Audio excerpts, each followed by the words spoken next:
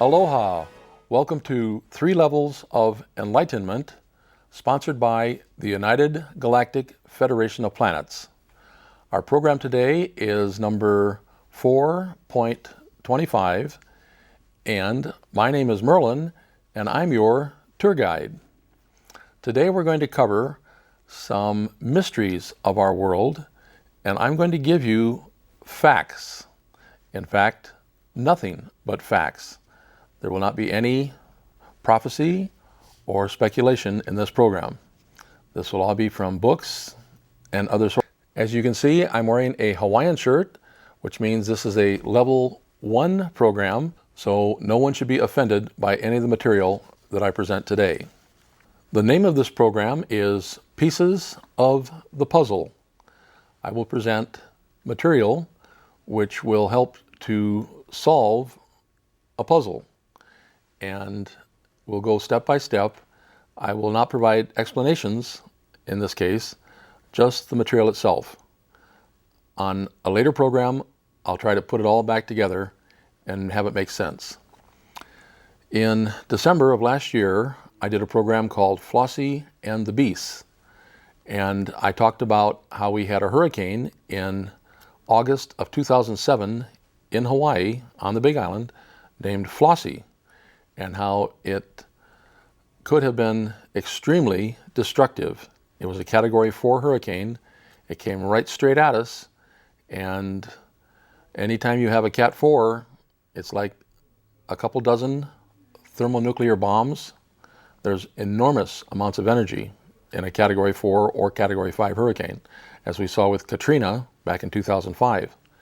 And I went down to the mayor's office in Hilo and said, you guys need to prepare, and they took me seriously, and they did. They closed the schools for 2 days, they boarded up the businesses downtown, got the canoes off the beach, and we hunkered down. And I went up to the national park, told them the same thing, up at Volcanoes National Park. Superintendent closed the park for 2 days, chased out the tourists, and we waited for the worst. And we saw it coming. This hurricane was enormous. It was 1,000 miles across, 40,000 feet high, and it looked like a giant drum. It was swirling, hurricane swirl, and it was coming right straight at us. And the amazing part is, when it made landfall, when it touched the Big Island, it went poof and disappeared. And all that energy just went away. But that can't happen. If you have a storm with dozens of thunderstorms in it that's swirling, and it has enough power, like Hurricane Ike did the same summer down in Texas, to cause $20 billion in damage, that energy just doesn't disappear, it has to go somewhere. But it did. It disappeared. And the scientists were baffled. They called it a dry hurricane. In fact, if you look up Hurricane FLOSSIE on Google, in Wikipedia, you can see the image of it, how enormous it was. You can actually see the image of Hurricane FLOSSIE. I'll show it to you. Here's the overhead view of the hurricane, 1,000 miles across, all the way around. And up here in the top left corner is our Big Island of Hawai'i. And in the earlier show, I actually showed you a comparison between Hawaii, the Big Island, in this view of it, and then the same view from the satellite. And you can see that the map view of Hawaii is much bigger than the satellite view. So then the comparisons would be, if you were to put FLOSSIE, the hurricane, over the entire state of Hawaii, it would go from here, not only to Ni'ihau, which is off here, but it would go clear out to here. It was 1,000 miles across. So that hurricane was bigger than our entire island chain. This one hurricane was huge. And as soon as it touched the Big Island, made landfall, over on the southeast side, it went poof and disappeared. Now the significance of the name Flossie is that my grandmother had the nickname Flossie. I showed you a picture at the time of my grandmother and my grandfather, Florence and Bill, and told you how my grandfather's nickname for my grandmother was Flossie. Her name was Florence, so somehow he came up with the name Flossie. Well, ironically, the name of our organization that was given to us by the Federation back in 2003 was FLOSSIE. There's my business card. And it stands for Fellowship Liaison of Omnipresent Spiritual and Spherical Intuition and Enlightenment. And that's why we use the name Flossie, because it's such a mouthful. The other picture in this fold-out is of my grandmother with my 4 kids years ago, back in the 1980s. Well, the point of all this is to bring in something that's rather unusual, and it has to do with this guy. This is a Triceratops, a dinosaur, and in that program I talked about how if you take the islands of Hawaii and draw an image around them, you get a Triceratops. You get an outline of a dinosaur. Here's the Big Island, then Maui, Kaho'olawe, Molokai and Lanai, Oahu, Kauai, and Ni'ihau. The head is the Big Island. The right shoulder is Maui. The right leg is Kaho'olawe. Molokai is the back hip. Lanai is the back leg. Oahu, Kauai, and Ni'ihau are the tail. They represent a Triceratops. The big head at the front, and then the legs and the tail. Well, not only does Hawaii have a beast, but I also talked to you about here in Tucson, Arizona. Now, the national park is on the west and east sides of Tucson. It has 2 sections. And over on the west side, we have a section of the park that includes Tucson Mountain right here. So let me show you how that relates to our story. Here's the photo from space of Tucson Mountain in the cover of our booklet from the National Park. And what I did in that program was to diagram the mountain and show how it has a tail, a big backbone, a spine, hind legs, front legs, and a head and a mouth. And, believe it or not, that looks like this guy, a T-Rex. Here's a Tyrannosaurus Rex, which is somewhat represented by the layout of Tucson Mountain. And in the case of both of these characters, both our T-Rex and our Triceratops, we have what you might call beasts, as in the word beast, B-E-A-S-T. Well, what do we know that talks about beasts? Well, believe it or not, the Bible actually talks about beasts. Now here's the New King James Study Bible, version of the Bible. And if we go to the book of Revelation, chapter 13, and take a look, we see that according to King James, we have a beast from the sea. In chapter 13, verse 1, it says, I stood on the sand of the sea, and I saw a beast rising up out of the sea.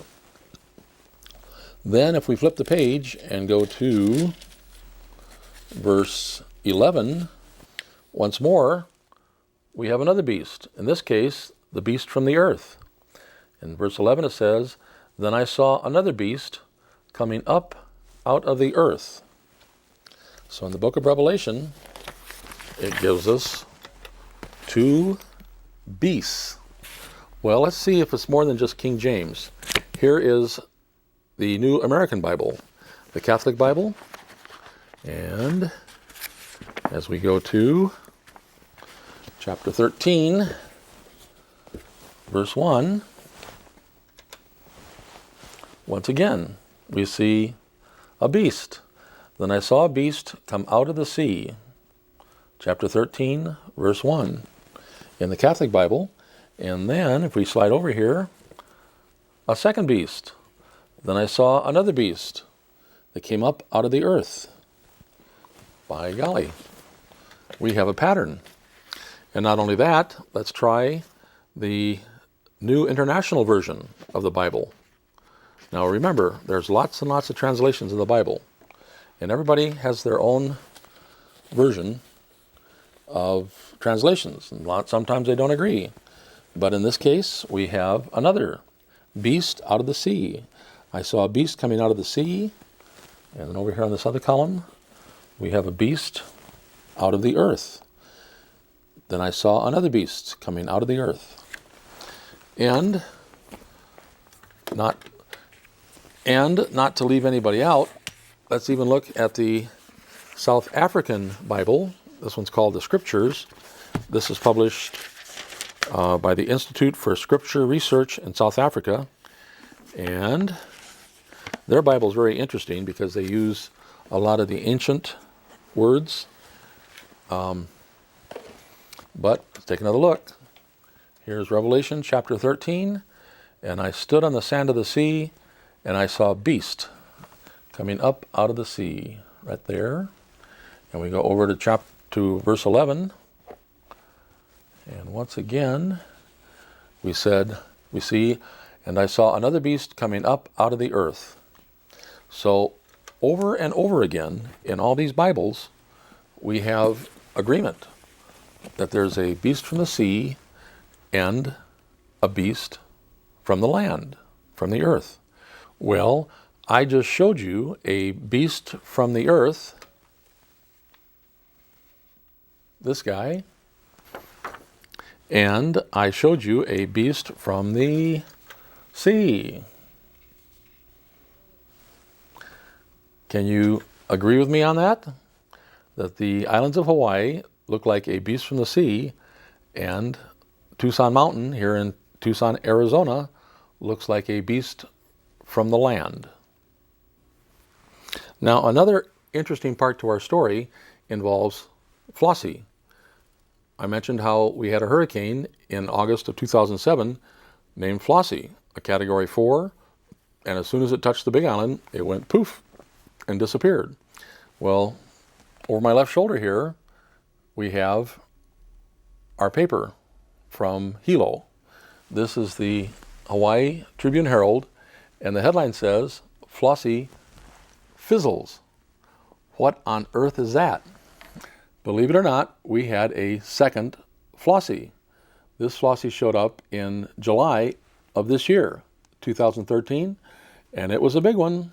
Now, it was kind of wavering between a tropical storm and a Category 1 hurricane, but it was big, and it could do a lot of damage. And the people on Maui and Oahu were worried. And this one, instead of going directly at the Big Island, was going up to the north of the Big Island. This FLOSSIE was moving towards the north of Hawaii and was actually going in this direction. And everybody along this line was very worried. Maui, Molokai, and Oahu were holding their breath because this FLOSSIE was headed their direction.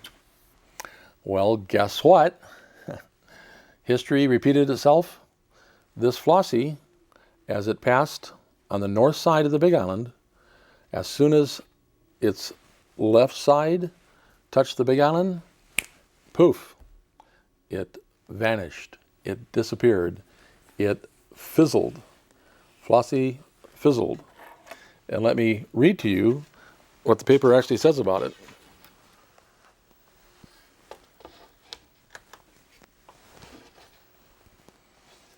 Here's our headline again, Flossie fizzles. Expected onslaught doesn't arrive on Big Island, but storm disrupts county business, flights, electricity, and leads to a swell time for surfers. Good time to be a surfer. And here's some folks in this picture that are looking offshore. It says, vehicles line Kahoa Street at Konoli'i Beach Park as surfers and bystanders watch the waves roll in from Tropical Storm Flossie. An emergency services truck was also waiting near the beach on standby. So let's take a closer look what they have to say. It says, it was around 11 p.m. Sunday, and the dozens of families camping in tents at Keaukaha Beach Park had largely packed up and gone home in anticipation of Tropical Storm Flossie's expected arrival.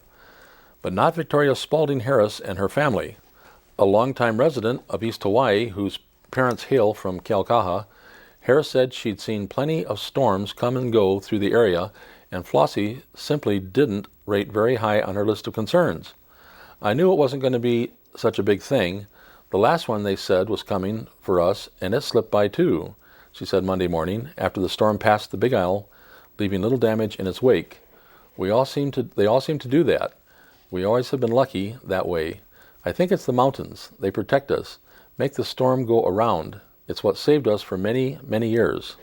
Harris said her mother stopped at the campsite and asked her to leave, but she and other members of the family decided they would stick it out. I came down from the mountain to surf, said Brad Mercado, as he pointed to the choppy waves in Puhi Bay. I came down for check 'em out. I wasn't going to leave. Surfers on Monday morning also flocked to Honolulu, where waves, fueled by the passing of Flossie to the north, were larger than usual. Some were cautious and watched from Kahoa Street above the beach park before deciding to go in. Surfer Kevin Napsky said he was expecting conditions to be worse, but with a little wind Monday morning, he decided it was worth going out. It's not ideal, but it's not bad, he said. And here's a picture of a group down by the beach. It says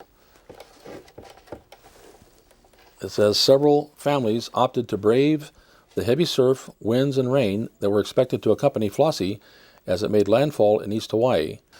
So an expected disaster turned out to be a no-show.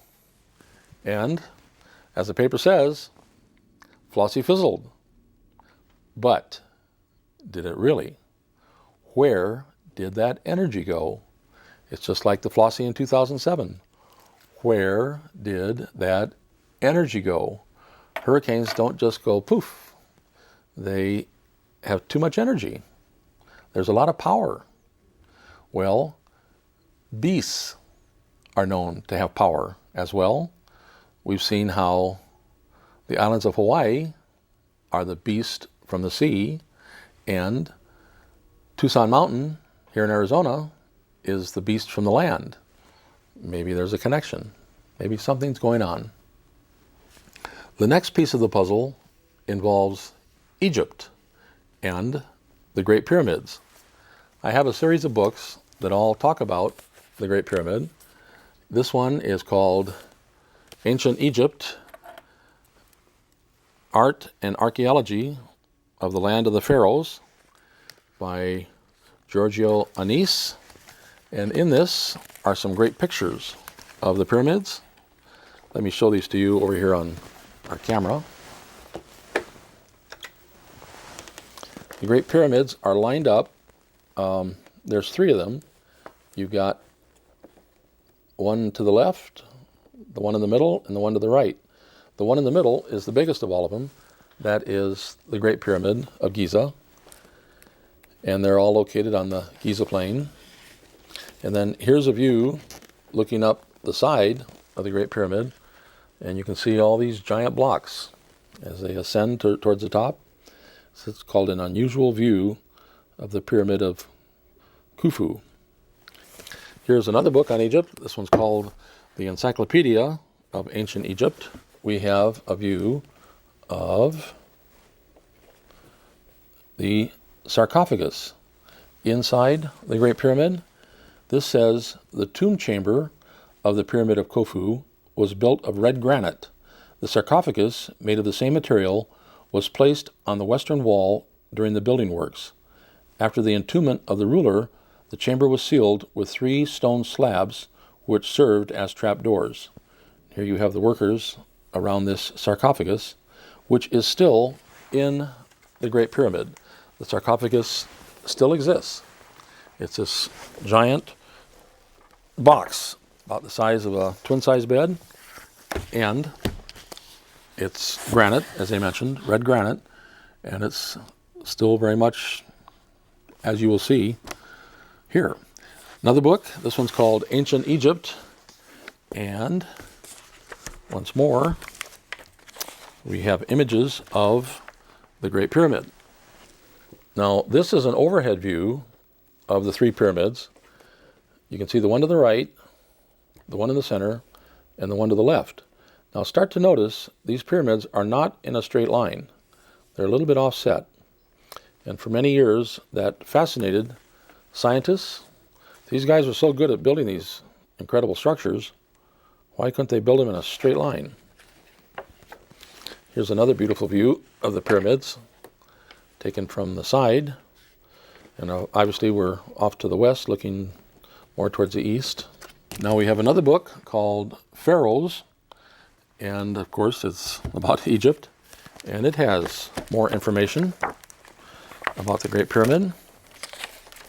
And I'll see if I can show you this on screen. Now, realize I have chroma color behind me, so you're seeing our background photo, and I can't really get it out, but here's the 3 pyramids lined up. But now we get into the more interesting aspects of the pyramid. This book is called Heaven's Mirror, Quest for the Lost Civilization by Graham Hancock and Santha Faia, I believe is the correct pronunciation. And Mr. Hancock does some interesting analysis of the pyramids.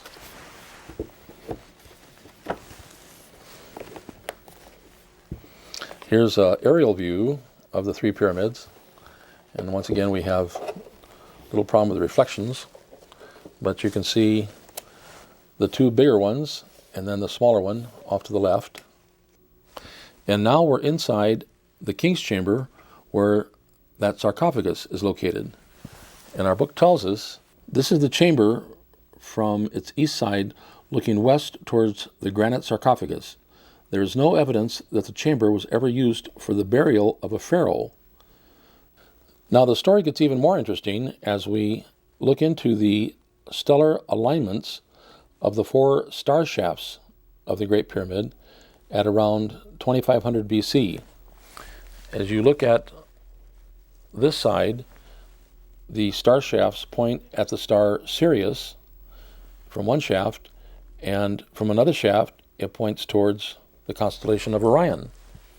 And then as you look out the other shafts, they point towards the constellation Alpha Draconis and to Ursa Minor, which is the Little Dipper. And then here's something even more interesting. The constellation of Orion is shown in this picture. Those of you that are familiar with the night sky might be able to recognize the 3 belt stars of Orion, and then the shoulder and knee stars.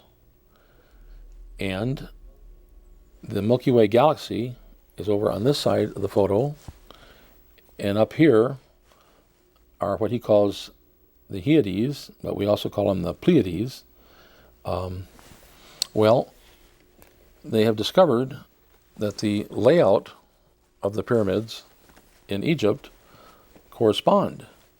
Here are the 3 pyramids of Giza and the Nile River over on this side.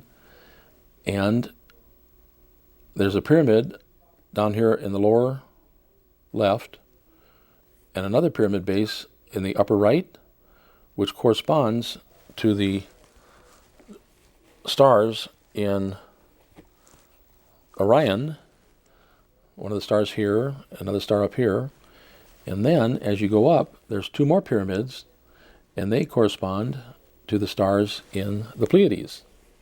Plus, as Mr. Hancock points out, the Nile River corresponds to the Milky Way. Here's the Nile River, and in our earlier photo, here's the Milky Way.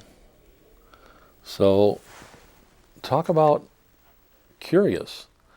These pyramids correspond to the stars in our sky. What's that all about? Makes you wonder, huh? Well, there's someone else that has a relationship with the Great Pyramid. This someone else I've talked to you about before. His name is Commander Valiant Thor. Now, the commander is in charge of 3,300 Victor ships. This is a picture of Victor 1, his command ship that's here on Earth.